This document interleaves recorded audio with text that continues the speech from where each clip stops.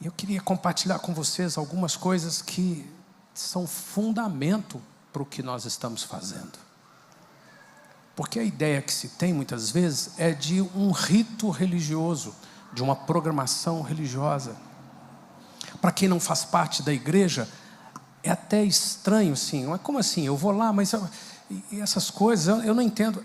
E é importantíssimo que a gente entenda. Não aceite nada, seja da religião, seja do dia a dia, que você tem que fazer sem entender. Não aceite também que você, qualquer uma das coisas da vida, faça sem conhecer o porquê está fazendo aquilo. Por que eu estou fazendo isso? E eu queria compartilhar com vocês alguns textos bíblicos que nos ajudam nisso.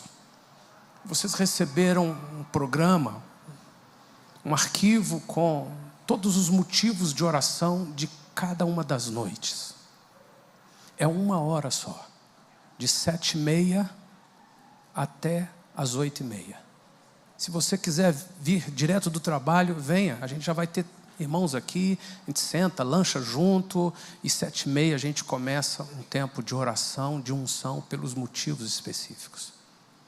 Nós temos listado alguns alvos específicos, e nesse material que você recebeu está o alvo principal, mas nós vamos orar por todos os motivos em família, todas as noites. E nós vamos ungir. Eu repito, não dá para a gente pensar em ungir sem saber por que se unge. Não dá para a gente orar uns pelos outros sem saber por que se ora.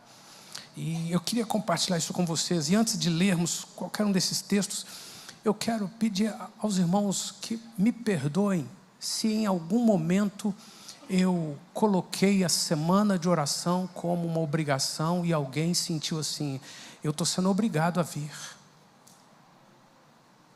Se o meu modo de falar, se as coisas que eu coloco podem parecer uma imposição, uma obrigação, eu queria que isso não ficasse, que não prevalecesse. Eu não quero que você tenha a ideia de uma obrigação.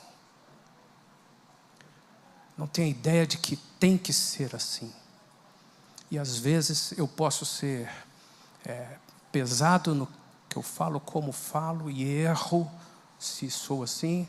E eu quero que realmente seja assim, um despertamento nosso.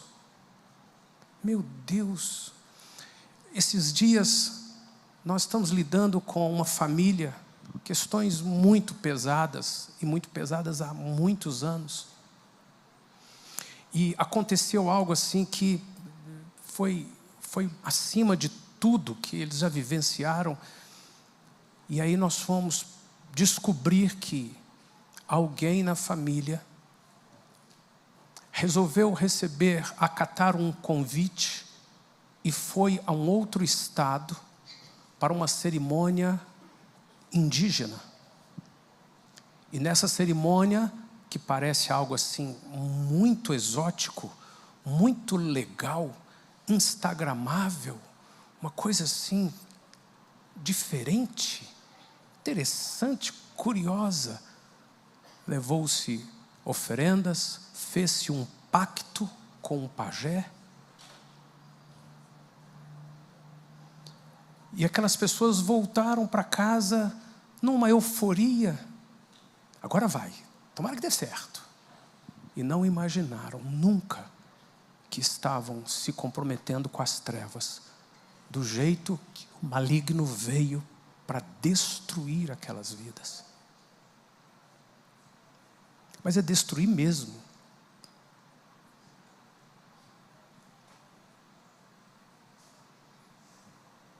E alguém que estava ministrando perguntou a uma dessas pessoas, mas é tão simples pedir a Jesus? Por que as pessoas criticam, resistem de pedir a Jesus, mas fazem uma série de outras coisas sem a menor noção de que estão se consagrando a demônios? É só simplesmente buscar a Jesus. E nós queremos nessa semana buscar a Jesus. E às vezes é conosco mesmo. A gente atende a tantas demandas do dia, da semana, da profissão, mas é tão simples nós mudarmos a nossa estrutura, nossa agenda, nossas prioridades. Assim, eu vou buscar como a Bíblia diz para buscar. E para isso é imprescindível que a gente tenha entendimento, que a gente tenha discernimento. Josué capítulo 24, verso 15, leia o texto comigo.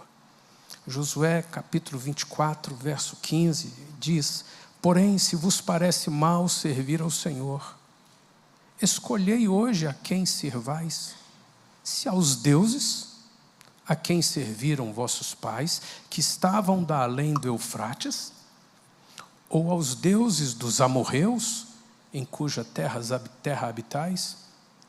Porém, eu e minha casa serviremos ao Senhor. Enquanto muitas pessoas, e talvez alguns da sua família, servem sem saber a tantos deuses, alguns deuses da terra, mamon, dinheiro, sexo, drogas, bebida, alcoolismo, tantas coisas que são ídolos. E as pessoas servem com facilidade. Eu e você podemos dizer juntos ao Senhor, no início dessa semana: eu e minha casa serviremos ao Senhor. A gente pode dizer coisas que são descritivas. A gente pode dizer coisas que são esperança. Ou a gente pode dizer coisas que são prescritivas, proféticas. Eu e a minha casa serviremos ao Senhor. Meus familiares, que seja na hora do leito da morte, todos eles se renderão a Jesus Cristo. Isso não é uma palavra de esperança, isso não é uma palavra que está descrevendo, eu não poderia dizer, porque isso não é verdade, isso é uma palavra prescritiva. Eu estou declarando na autoridade do nome do Senhor que minha família vai ser salva, vai ser alcançada. Ainda lemos em Salmo 127, leia comigo, Salmo 127, verso 1.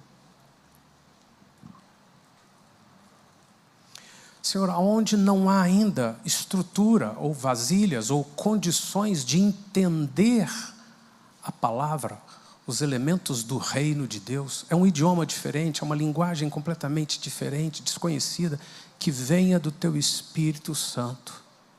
Luz para o entendimento do Evangelho, sobre cada um dos nossos familiares, Senhor. É uma operação sobrenatural do Espírito Santo. Senhor, que venha luz. Eu conheço um familiar que ele é assim, cabeça dura, não aceita, não concorda, já até pediu para... Senhor, não importa qual o nível de resistência ou de rebeldia, ou até de crítica daquele meu parente, aquele meu familiar, ou quem sabe é o pai, a mãe, o filho. Não importa, Senhor. Eu estou descrevendo, eu estou prevendo, prescrevendo, proclamando, profetizando. Ele vai receber luz para compreender o reino de Deus e vai ter a vida transformada, porque foi para isso que Jesus morreu na cruz do Calvário. E eu creio nisso. Não é uma palavra esperançosa, não é uma palavra assim que vai descrever a situação, mas olha, é muito difícil, muito incrédulo. Não, ele vai receber do Evangelho. Ele vai se quebrantar diante do Senhor. E não é porque eu estou obrigando, não é porque eu estou... lá nas trevas é que se faz uma obra, uma macumba, uma consagração, uma oferenda. Não. É por causa do sacrifício de Jesus Cristo na cruz do Calvário. É por causa da obra de Cristo que venceu o maligno e me deu autoridade para proclamar libertação aos cativos. Salmo 127, verso 1 diz: se o Senhor não edificar a casa, em vão trabalham os que a edificam. Se o Senhor não guardar a cidade, em vão vigia a sentinela. Senhor, qualquer um de nós aqui, corremos a semana toda. É muito trabalho, é muita tarefa, é muita obrigação, é muita preocupação, muita correria, muita responsabilidade, Mas eu quero me apropriar nesta manhã, Senhor, desta palavra que é decreto eterno. Se o Senhor não edificar, eu corro em vão.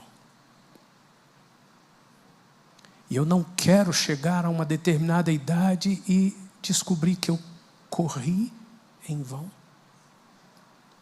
Eu quero chegar a qualquer época, qualquer estação, qualquer idade da minha vida e dizer assim: o Senhor está edificando minha casa, minha família, minha vida. Avance um pouquinho no Salmo 128.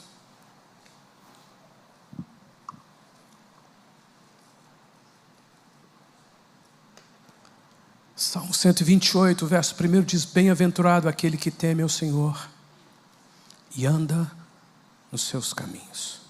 Do trabalho das tuas mãos comerás, feliz serás, e tudo te irá bem.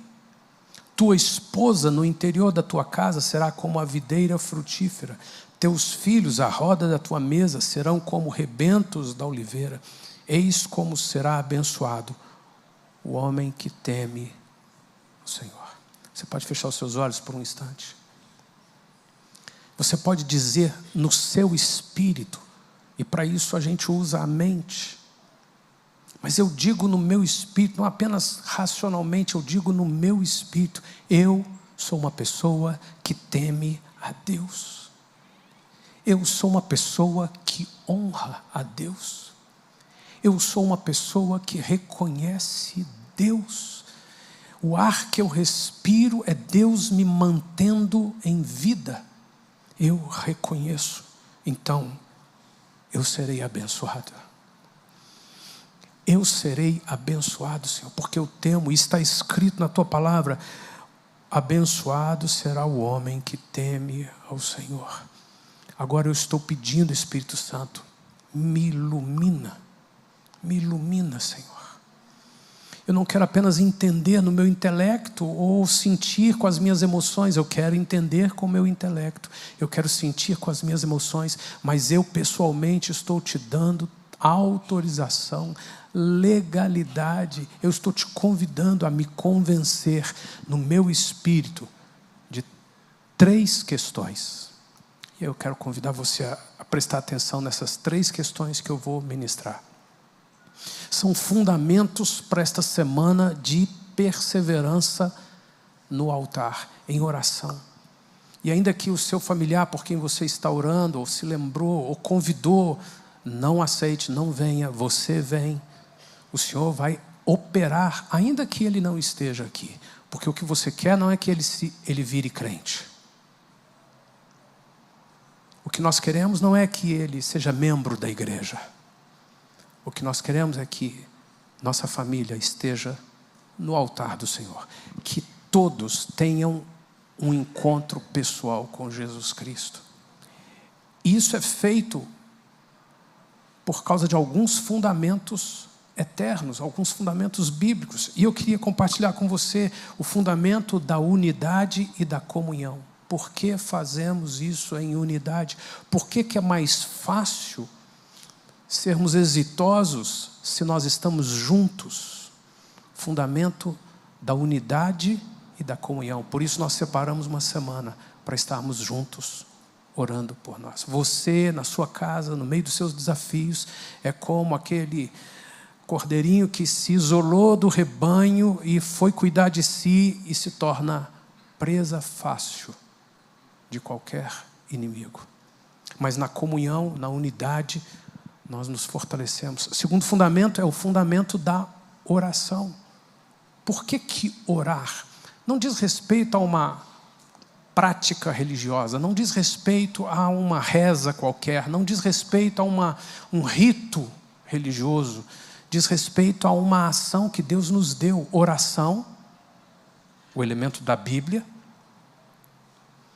é o mesmo elemento da gramática. E na gramática, uma oração é entendida como uma frase que tem um verbo, tem um sujeito e expressa uma ação. E não é assim uma alegoria, isso é absoluto. Tudo que existe na linguagem foi criado por Deus. E em todo mundo, em qualquer idioma, oração é uma frase que tem um verbo, que tem um sujeito e que expressa uma ação. Nem toda frase é uma oração, mas uma oração tem esses 3 elementos. E é a mesma oração da Bíblia, que a Bíblia ensina. O verbo é Jesus. Aquilo que a gente proclama tem que ter Jesus. Ele é o verbo vivo. Por meio dele todas as coisas foram criadas. O sujeito, sou eu ou é você? Sou eu que estou orando. Eu posso pedir a alguém que ore por mim? Claro. É importante que as pessoas se unam em oração, sem dúvida. Mas sou eu que estou orando. Se você vai ao juiz, não precisa ser nem o juiz, pode ser ali naquela instância em que você tenta se defender da multa. Você escreve alguma coisa e manda para lá, ou o juiz, você diante do juiz, você tenta se defender. Se você não tiver a linguagem adequada, se você não souber os termos devidos, sem chance. A oração demanda os termos devidos. Primeiro, a presença de Jesus. Segundo, eu preciso ter certeza do que Deus disse. Eu preciso crer. Então, isso compõe os termos devidos. E expressa uma ação. A ação por fé, de que Deus vai agir. Deus vai agir na sua família, irmão. Deus vai agir na sua família. Sabe, aquelas pessoas que já estão com mais idade e correm mais risco de falecer. Talvez alguém doente, muito doente. Se falecer sem uma aliança com Jesus, é perdição eterna. Nunca mais terá chance de tomar uma decisão consciente de uma aliança por Jesus. Você vai orar, aqueles meus familiares vão se converter. O Senhor começou a me dizer, alguns anos atrás, você precisa ir lá no Rio de Janeiro, visitar aquele familiar da Daniela. Eu vou. Aquele familiar está com câncer, você precisa ir lá visitar. O Espírito Santo falava o tempo todo.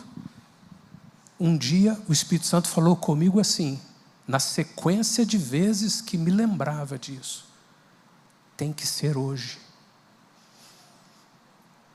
Eu estou dizendo a você que o Espírito Santo falou comigo. Tem que ser hoje.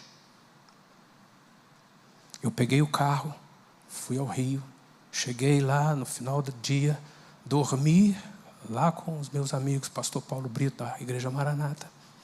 No dia seguinte, na manhã cedinho, eu fui para Niterói, porque a visita começava cedo. Eu fui visitar aquele parente. Falei do Evangelho de Jesus para ele. Levei-o a confessar a Jesus como Senhor e Salvador, a orar. E vim embora. E me contaram que quando eu saí daquele quarto no hospital, depois de semanas, ele pediu para tomar um banho, pôr uma roupa nova que trouxeram de casa. E ele sentou na beira da cama e começou a conversar, reuniu todo mundo, conversou com todo mundo, deitou e morreu. Quando eu entrei de carro, lá na garagem da minha casa, a Dani já abriu a porta, você está sabendo? Eu disse, não. Ela não precisou falar mais nada. O Senhor tinha falado comigo, é hoje. Ele vai embora, ele precisa ouvir o Evangelho e confessar a Jesus. Quantos familiares nossos ainda precisam ouvir o Evangelho? Senhor, eu quero expressar oração. E por último, o fundamento da unção com óleo.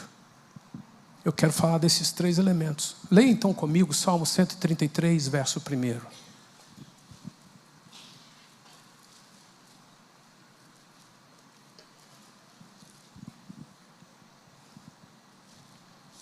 Salmo 133, verso 1 diz: ó, como é bom e agradável viverem unidos os irmãos.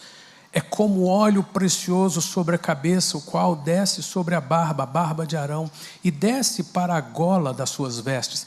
O salmista está descrevendo algo que acontecia e que eles conheciam. O sacerdote, no culto, ele vivia essa realidade. É como um orvalho do Monte Hermon. Ele conhecia essa realidade. E até hoje você vai no Monte Hermon, é assim, o orvalho desce. O cume do Monte Hermon está sempre nevado. E dali escorre água o ano inteiro. Desce sobre os montes de Sião.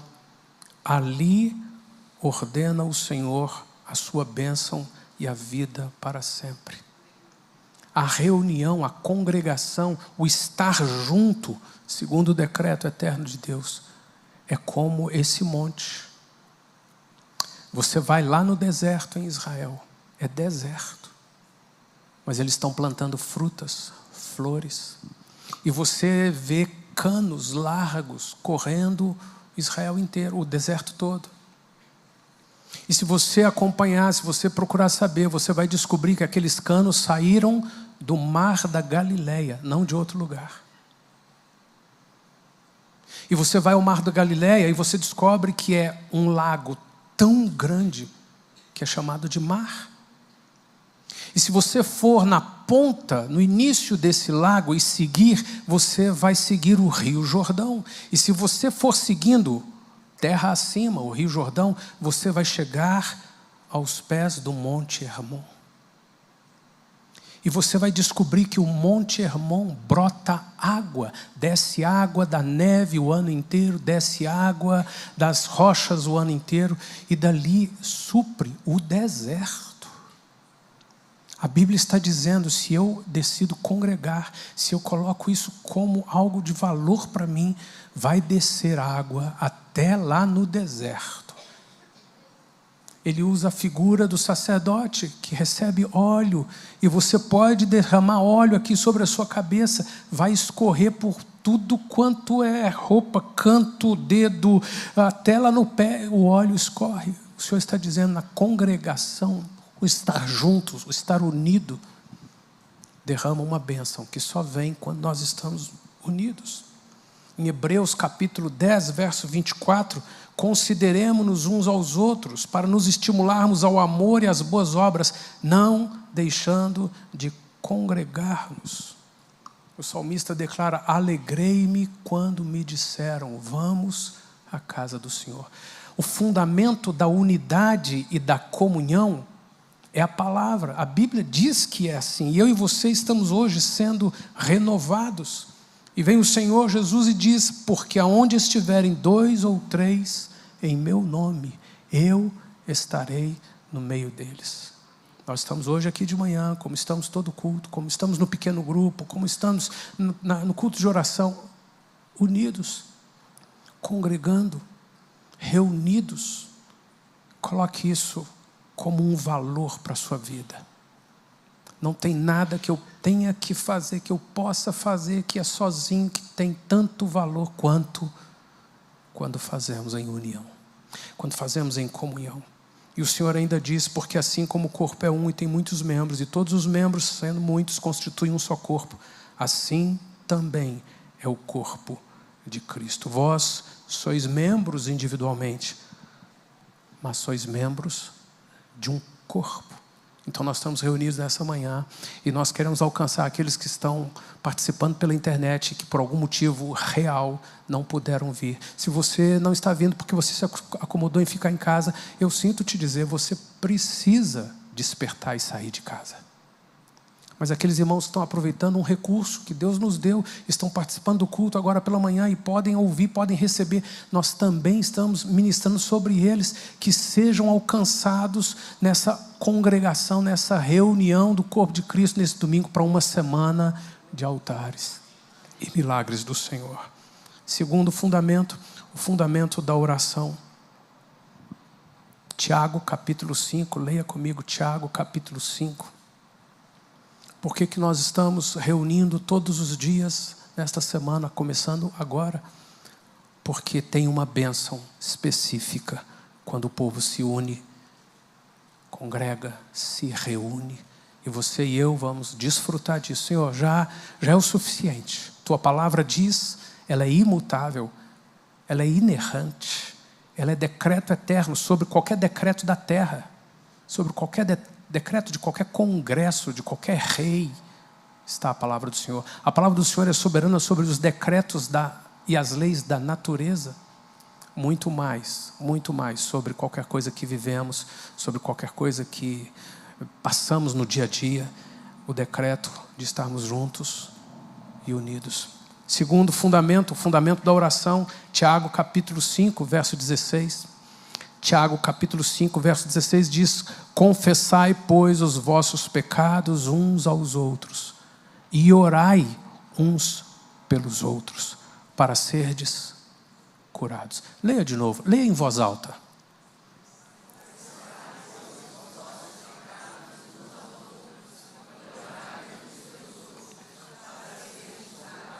Deus, o Criador de todo o universo, declara na sua palavra: orai uns pelos outros para serdes curados.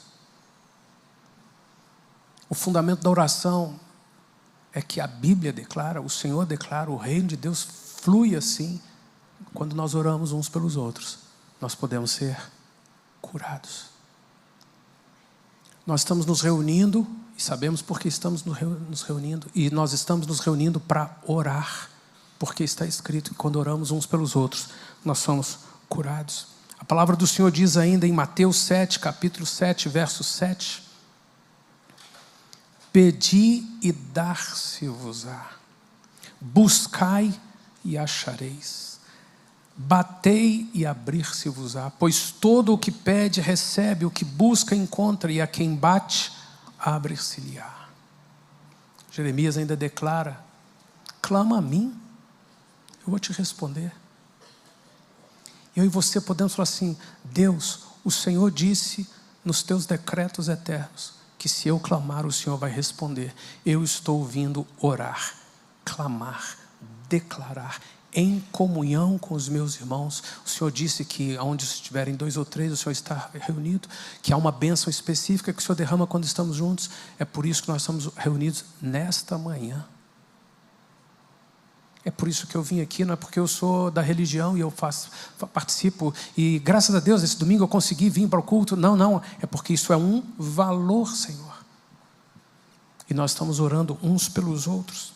A Bíblia diz ainda em Marcos capítulo 11, verso 24: por isso vos digo que tudo quanto em oração pedirdes, crede que recebestes, e assim será convosco. Fecha os teus olhos por um instante.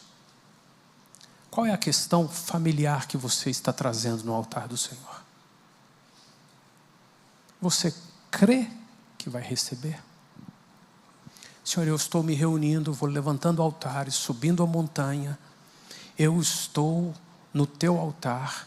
Não é só uma frase que o pastor disse, não é só uma frase que estava escrita na Bíblia. Eu estou subindo a montanha, eu vou levantar esse altar e eu verei essa questão ou essas questões familiares transformadas pelo Senhor.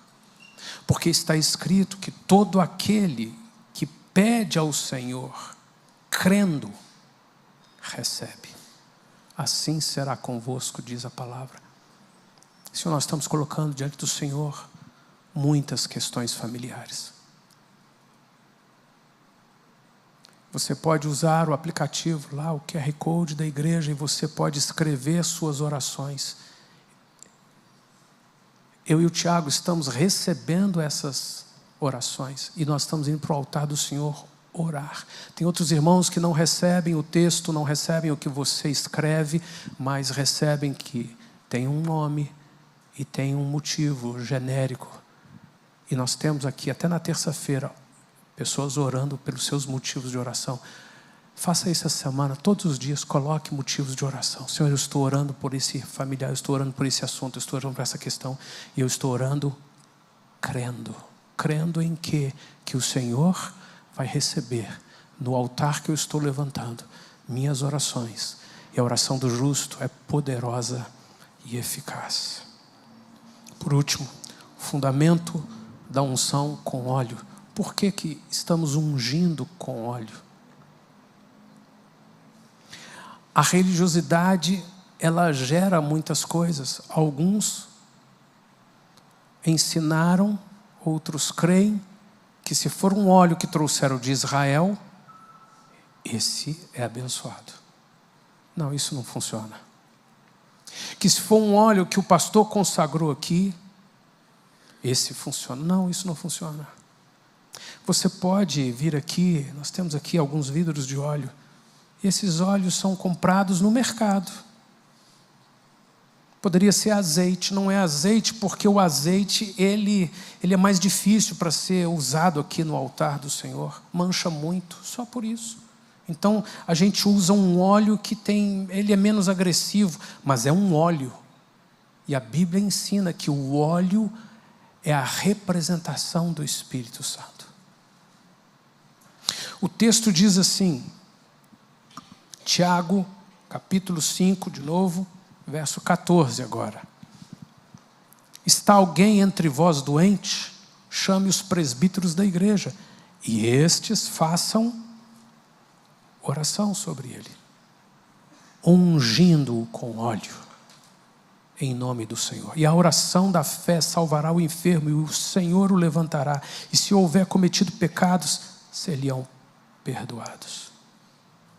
A Bíblia ensina sobre ungir com óleo, porque a unção com óleo é um sinal visível de algo que o Senhor já está fazendo. É o Espírito Santo que está fazendo. É uma proclamação, é como uma bandeira física que anuncia de quem é esse território. Não há um poder no óleo. Você pode ir em casa, por fé, pegar o seu azeite. Senhor, eu estou separando esse óleo, esse azeite do uso comum. Eu vou ungir minha criança. Está escrito, Senhor, que a unção com óleo. Eu estou orando em fé. E você está atuando com autoridade nas disciplinas espirituais. Senhor, eu estou aguardando. Eu não estou duvidando e vamos ver se o Senhor vai responder. Não, o Senhor vai atuar. Porque eu estou resgatando, enquanto o mundo tem hoje um mundo de rituais, um mundo de práticas, de costumes, que a gente às vezes nem entende. Alguns se submetem a coisas até loucas, tolas, algumas coisas até difíceis de receber, esquisitas demais. Por que é que eu não vou me submeter ao que a tua palavra ensina? Eu quero ungir com óleo. Eu não quero ser um religioso mistificando as coisas. Mas eu quero usar os meios pelos quais o Senhor disse que vai se manifestar. E o Senhor disse para ungir com óleo. Marcos capítulo 6, Marcos 6, verso 12 diz: então saindo eles, pregavam ao povo que se arrependesse, expeliam muitos demônios e curavam numerosos enfermos, ungindo-os com óleo. Quem são esses? São os discípulos, debaixo de orientação de Jesus Cristo. Nós continuamos vivendo a vida de discípulos, debaixo de orientação de Jesus Cristo. Você vai ser ungido com óleo, como já ungimos alguns aqui hoje. Você vai trazer pessoas, familiares, para serem ungidos com óleo. Nós vamos impor as mãos, não há autoridade em nós, não há rito religioso específico, só há um cumprimento do que está escrito no fundamento da palavra do Senhor. A palavra do Senhor ainda diz assim, 1 João capítulo 2, verso 20. O fundamento é que o óleo representa o Espírito Santo. E aonde você encontrar alguém rebatendo, esse negócio de ungir com óleo, só tem uma artimanha do inimigo em impedir que esta pessoa experimente algo tão simples, tão puro e tão necessário, ungir com óleo. Considerando sempre, não há nada místico nesse óleo. Não há poder no óleo de algum lugar. Não há poder no fato de tal pessoa ter ungido. A fé de um crente. Eu não estou falando crente, o crente da religião. Você é crente? Não, eu não sou crente, não. A fé de um que crê salvará o enfermo. A palavra do Senhor diz em 1 João 20, e vós possuís unção. Unção é óleo. João está escrevendo à igreja, vós possuís unção que vem do santo e tendes conhecimento. O Espírito que está em nós está sendo proclamado sobre a nossa vida ou sobre a vida de alguém com a unção com óleo. E isso demanda exercitar fé, talvez suscitar fé, talvez ressuscitar fé. Eu estou convidando você para uma semana de suscitar fé, ressuscitar fé.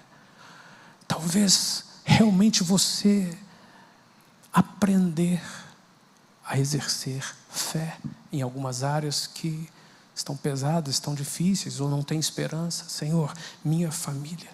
A palavra do Senhor nos diz que Cristo, Jesus Cristo, é o ungido. E a gente não considera, porque Cristo já é um nome próprio. Muito difícil você dizer Cristo se referindo a alguma outra pessoa. É só uma pessoa, aquele que morreu na cruz do Calvário e dividiu a história da humanidade em antes e depois. Mas Cristo nunca foi um nome, Cristo é um título, Cristo é uma palavra grega. O nome é Jesus. Jesus, o Cristo. E o que significa a palavra Cristo no grego?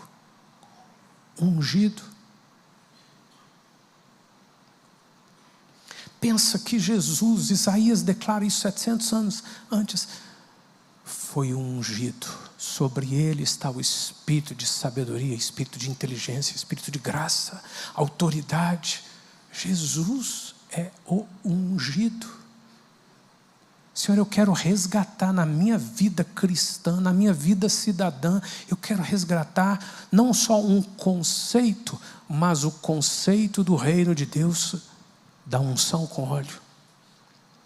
Não é uma coisa que se faz aleatoriamente, banalmente, automaticamente, é uma coisa que faz com temor. Eu estou ungindo, eu vou ungir minha casa. E se você recebe de Deus fé, autoridade, você exerce fé, autoridade, recebeu a autoridade do Senhor, unja a sua casa, unja seus filhos, unja seu trabalho, unja suas mãos. Senhor, eu estou com todo temor, ungindo meus filhos e declarando a enfermidade vai embora, todo dardo do inimigo vai embora. Eu estou declarando, nós pertencemos a Jesus Cristo.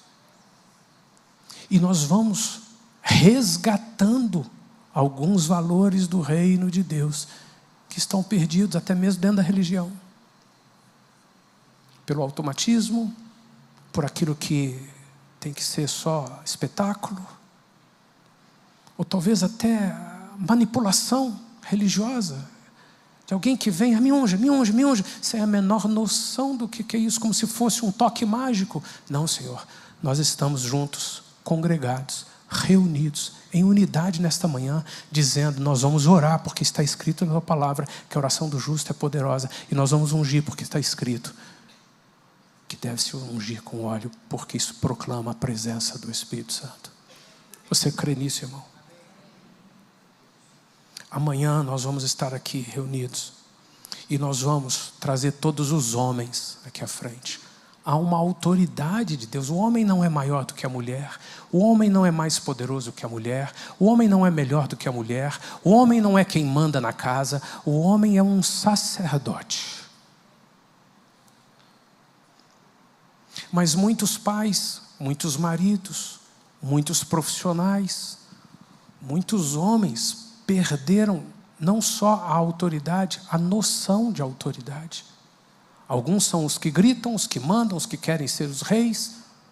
E aí por isso a sociedade teve que se levantar. Nada de paternalismo, nada de patriarcado, nada de... se revoltou contra. E na verdade se revoltou contra uma figura divina da autoridade sacerdotal de um pai, de um marido, de um homem.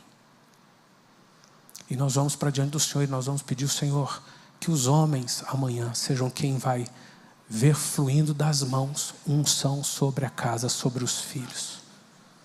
Então nós homens viremos para frente amanhã e nós vamos quebrar alguns grilhões das trevas na vida de filhos, na vida de casamento, na vida de familiares, e todos serão ungidos e você vai poder ungir sua família. Põe isso diante do Senhor, né? Eu quero que vá todo mundo. Não é isso. Não. Você vai dizer assim, eu estou chamando você para ir, porque eu vou ungir você. Quem é você? Não, você vai ver que eu estou levando minha vida para o altar do Senhor. Deus está me quebrantando. Deus vai me transformar. Deus também vai me tocar. E nós vamos viver uma outra realidade. E é importante, você tiver oportunidade, você leia tudo aquilo que está escrito sobre o dia de amanhã. E passe o dia orando. Se você pode, jejue. Eu quero convidar os irmãos que quiserem a jejuar comigo às 18 horas. 18 horas você entra num jejum e vai até 6 da manhã. E nós vamos estar aqui juntos aqui em jejum. Vamos terminar a noite em jejum. E nós vamos pôr diante do Senhor. Senhor, nós queremos nossas famílias transformadas. Porque estamos fazendo isso em unidade. Estamos fazendo isso por oração. E estamos ungindo, firmados nos fundamentos da Tua palavra. E nesta manhã nós vamos colocar nossa vida no altar do Senhor e participar da mesa da ceia. Isso tudo é muito maravilhoso. Isso tudo é verdadeiro, irmão. E apenas um elemento, um indicador. Se eu não discerno nada disso, eu posso pedir ao Senhor, se isso é verdadeiro e eu não discerno, eu preciso que o Senhor venha na minha vida. Eu preciso discernir que isso é verdadeiro e vivenciar isso aqui, Senhor. Congregar, unidade, comunhão, oração, unção.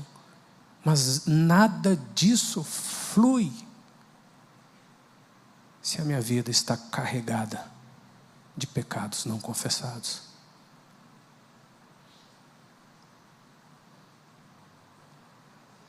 E há uma oração que a gente pode fazer, e que é a oração talvez que o Espírito Santo mais queira responder nas nossas vidas. Convença-me dos meus pecados. Abra os meus olhos para práticas, prioridades, valores, manias, hábitos ou omissões que são pecado diante do Senhor. E o que é pecado? A religião diz assim, pecado é o que não pode fazer. Não. Pecado é tudo que me separa de Deus. Imagina, um ser espiritual separado de Deus, significa perdição eterna. Eu não quero viver a vida tentando eu mesmo. Que até os homens mais bem-sucedidos dessa terra, financeiramente, emocionalmente, familiarmente, chegaram a um lugar de ter que se render aos pés de Cristo e dizer assim, eu não posso nada.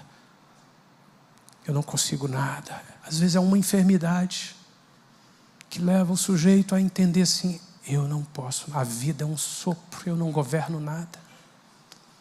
Senhor, eu quero ir para diante do Senhor e quero pedir ao Senhor, me convença daquilo que na minha vida é pecado. Eu me lembro, há uns anos atrás, que eu peguei um táxi e eu ficava impressionado como alguns taxistas têm um carro novo, zero, perfumado, sempre prosperando, e alguns contam, já formei meus filhos são formados na universidade, tudo aqui. E como outros, um carro estragado, mal cheiroso, a vida toda perturbada. E um dia o Senhor me permitiu perceber, enquanto eu saí do estacionamento de táxi, dentro de um táxi, pensando nisso, lá na rodoviária, 5 da manhã, eu vi uma série de motoristas jogando truco a madrugada inteira. E o Senhor falou assim, você não tem noção do que está na vida das pessoas e que rouba a bênção. Um adultério, um pecado, um roubo. Ele não rouba, ele não é ladrão. Mas no trabalho, na venda, nos negócios, ele faz um monte de coisas assim que... Porque é assim mesmo, é assim, todo mundo faz. Não, Senhor. Eu estou pedindo que o Senhor me convença de quais são as coisas do pecado. Eu estava pedindo ao Senhor, clamando ao Senhor muito por algo muito importante. E uma tarde lá na minha casa, nós morávamos no Gutierrez, eu orando ao Senhor sozinho, a Dani estava trabalhando, nós só tínhamos o Rafa, e eu clamando ao Senhor. E o Senhor, o Espírito Santo veio e falou comigo, eu vou te responder. E o Espírito Santo falou comigo assim, sabe aquele pedal do teclado? Isso aqui, olha, um pedal do teclado. Pedal do piano. Sabe o pedal do teclado? Devolva. Eu falei, o quê? eu estou aqui na minha angústia. Eu não roubei teclado nenhum, pedal nenhum. O Senhor vai lá e devolve. O que tem a ver, Senhor? Eu só estou convencendo você. Quem me dera esse fosse o único pecado. Mas aos poucos o Senhor foi me ensinando. Alguém me emprestou, eu pensei comigo, ele tem muitos, eu vou ficar com ele por aqui. O Senhor disse, vai lá e devolve. Eu falei, Senhor, está devolvido. Eu só posso ir lá amanhã, mas já está devolvido. Eu entendi, não é só o pedal. Quais são as coisas da minha vida que eu preciso cortar, eliminar, mudar, jeito de falar, prioridades. Talvez algo assim mesmo que eu estou guardando, que eu tomei posse. E nessa manhã nós vamos para o altar do Senhor. Senhor, nesses dias, quanto mais eu subo a montanha, põe luz. Não é o pastor falando, não é a regra, não é a religião. É o teu Espírito falando assim, isso aqui te amaldiçoa. Isso aqui traz legalidade para os demônios. Esse é o jeito de fazer, esse é o jeito de falar. Esse é o jeito que você até pensa, isso é só uma brincadeira, os meninos estão só brincando ali. Senhor, quais são as coisas da minha vida que eu preciso entregar no altar do Senhor? Eu convido você a fechar os seus olhos.